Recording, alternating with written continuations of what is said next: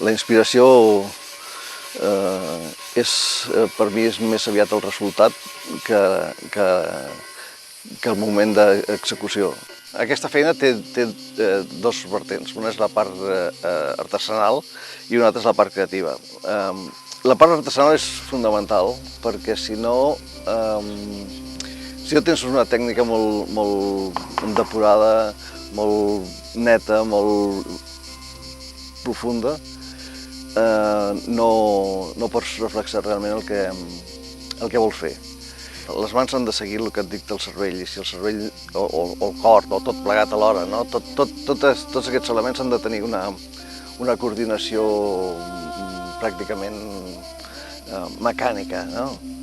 Les idees han d'estar ben resoltes perquè siguin estimulants, si no és una repetició d'una cosa més. L'ideal és que les persones comparteixin amb mi aquesta idea, perquè si no, a ells no els hi serveix i a mi pràcticament tampoc. O sigui, em poden servir si les venc per fer-ne una altra, no? Però això és molt important, però no és fonamental. El fonamental, i a més et porta a l'altre, és que la gent comparteixi amb tu el sentiment que tens per aquella peça i entenguin aquella peça com l'entens tu. I poden haver tots els matisos del món.